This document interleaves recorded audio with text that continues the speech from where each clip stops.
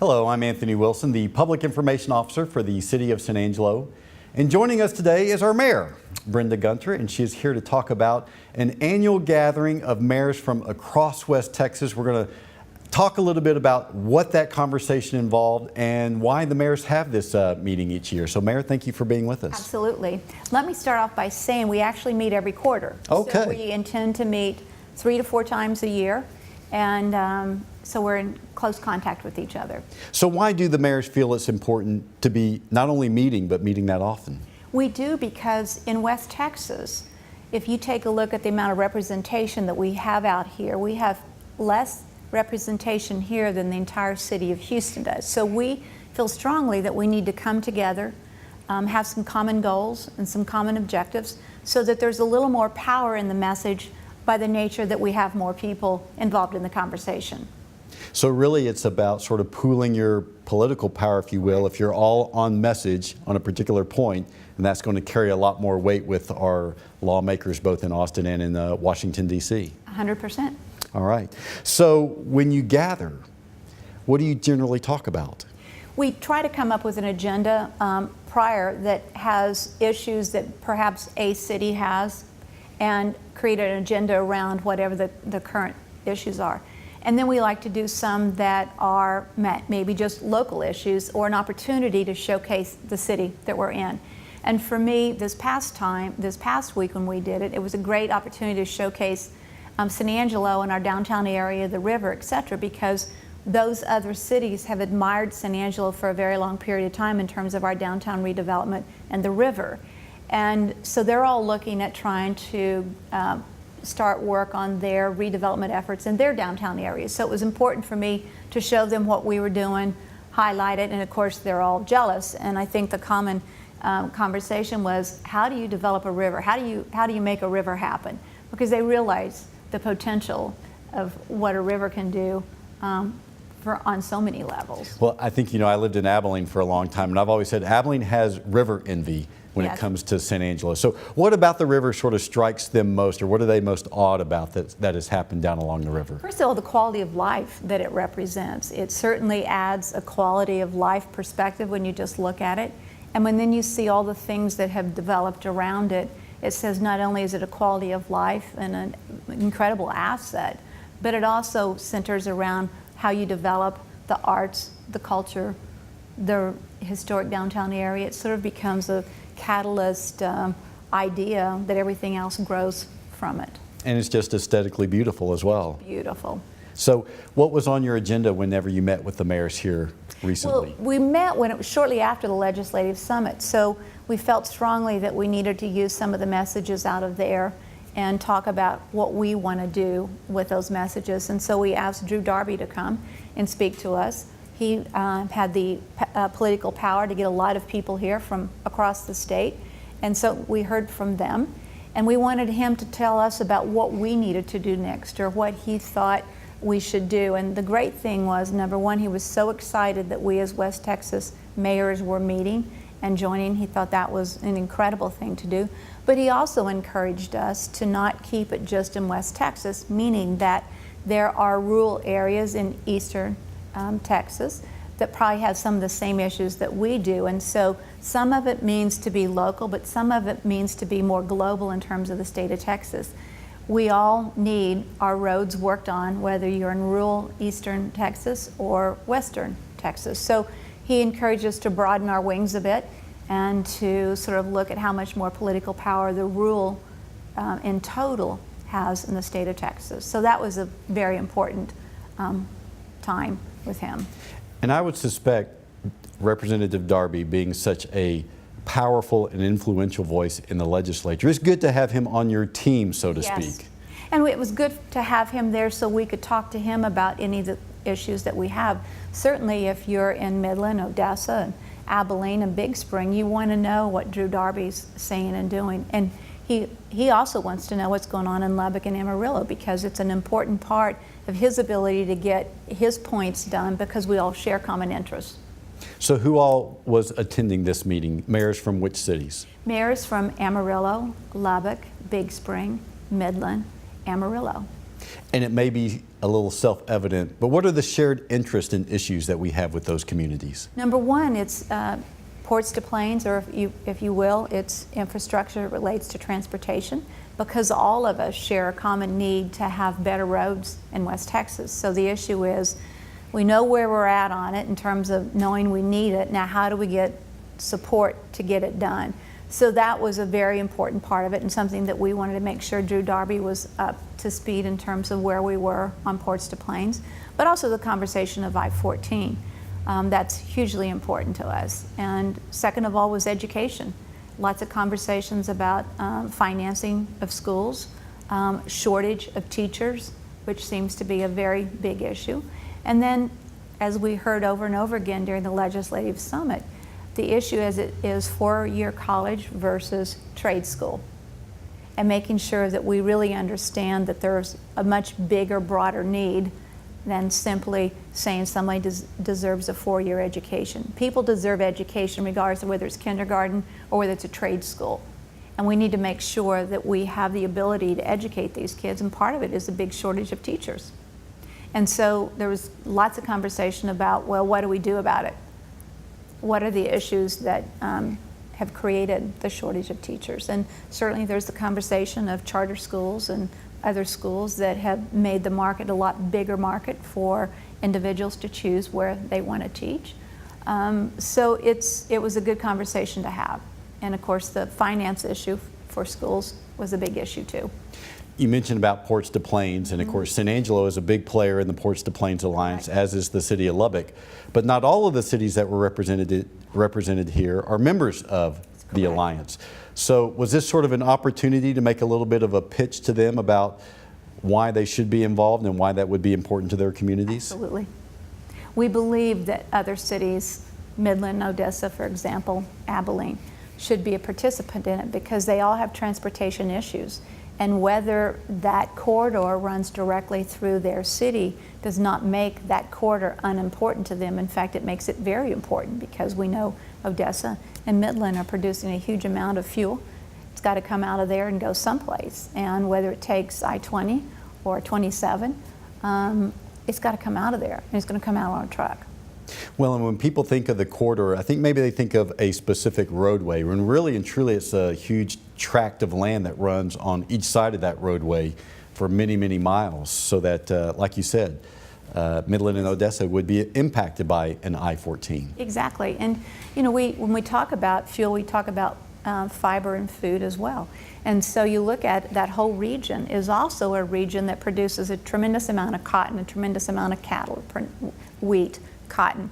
And it's huge in terms of what West Texas produces, and most of them all go from place A to B on a truck. And so it's important to everybody. And I say the following: so many people, when they talk about ports to plains, believes that it means that I-27 or an interstate's going to come through their town. Well, originally there was a lot of conversation about interstate quality roads, but the conversation today really is about improved roadways, meaning today if you're a two-lane highway, as it was from here to Cristobal to El Dorado and Sonora, the fatalities were huge. And because of the ports to plains conversation, we ended up adding passing lanes. And so that's an example of what the ports to plains conversation is about. It's taking a look at every segment along the way and saying what needs to be done. Well, it was a great improvement from two-lane to passing lanes. It could be a great improvement from two-lane to four-lane. It could be an improvement from four-lane to median between. But the whole idea is improving the roadways, because we know at one great big sweep, not all of it's going to get done at the same level and same quality of road. But what does that segment need? And that's an important conversation. Do you think any light bulbs went on for those mayors from Abilene and Midland and Odessa as they heard and learned more about Ports to Plains? I believe so, and we're not through talking to them about it. So we truly believe that they need to be a part of the journey to get it done. And how does that make the alliance that much more influential and stronger? It needs to have as many partners and players as possible, because TxDOT, who makes the ultimate decisions about roadways and improvements, et cetera, in combination with your local MPOs. But the issue is the following, is that we need to make sure everybody has a foot in the water, sort of. Everybody has to have a voice in terms of what happens. Many of the small communities that are outside the what we would have called the Ports to Plains corridor, they know it's important to them because they're on a rural dirt road that somehow they got to travel to get to a better road. So, you know, as in most cases, the more you have joining in, the stronger the alliance. And we need to make sure that we have a strong voice so that state and federal funding becomes a priority in this area. One more Ports to Plains question. What can we anticipate to see next in and around San Angelo as it relates to Ports to Plains? I would say in the year 2022 or 23, you'll see reliever routes, which basically means that there's one that's out there that would connect North 277 across 2105 to 87, so that all that truck traffic wouldn't just be on 306 and then exit off onto 87, which would create a lot of congestion. So by doing a reliever route north of town, it gets people further north and over and on their way. And so that would be probably in the big picture the next big thing that would happen in the Ports to Plains conversation. You mentioned before we turned on the cameras here that partnerships were a huge topic of the conversation at this meeting. Talk a little bit about that. We know that as a voice, we need to be united, and that one city on their own probably will have a more difficult challenge in terms of getting something done. So 6 voices all saying the same thing and repeating it over and over again to our representatives and our senators, it's hugely important. For example, Amarillo has wanted this veterinarian school, which has become a big topic of conversation over the past week or so. And she asked for all of our support in helping her get that in her school, in her city. And certainly the University of Texas is saying, no, you don't need it. But I think if you ask the rural communities, they would say, we need more vets. We need more vets. It supplies the food, the food aspect of our food, fiber, and fuel thing. So it's a need-driven thing. She needed our support. We supported her on that issue. And we would hope that down the road, when the city of San Angelo has a big want, that want would be supported by the other mayors and said, yeah, we support San Angelo in that way. Well, and you also mentioned to me before this began that support was another big theme. So it's sort of all for one, one for all, it sounds like. That's correct. All right. Water, I know obviously is a shared interest among Yes. West Texas cities. Did y'all talk about water at all during the meeting? Not as much, because several of us are in a water program together, West Texas Water Partnership. So that becomes a little more regional and doesn't include like Amarillo and Lubbock. But certainly water for us is a big issue, and certainly over the past few months, Amarillo and Lubbock have suffered from the same drought conditions that we have had here.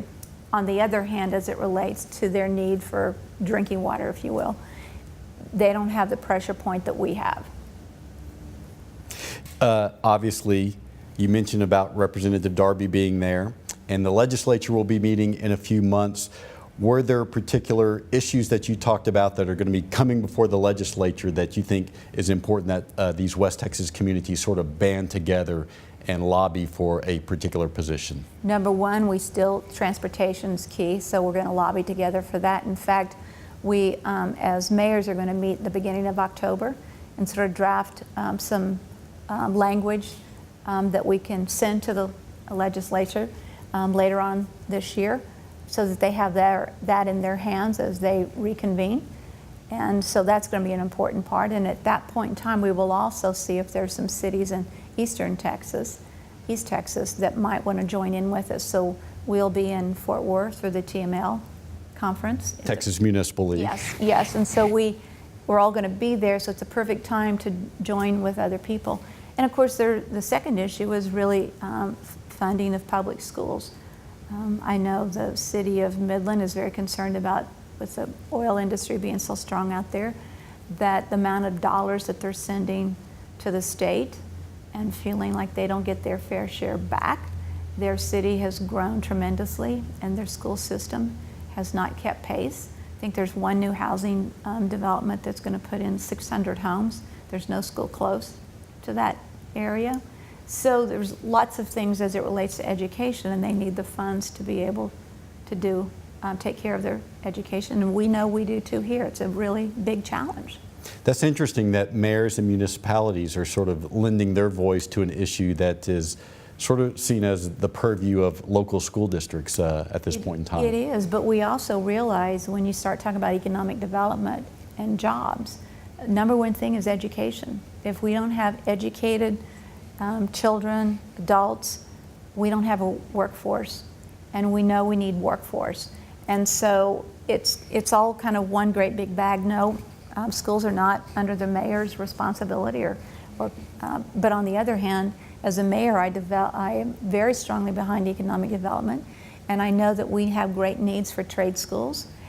And you know, even in a trade school, you still have to do mathematics. You still, there are things that you still have to be able to do. And if you don't have kids that are educated and don't understand 2 + 2, if you will, can't read as well as they should, getting them to develop into a bigger job force opportunity is tough.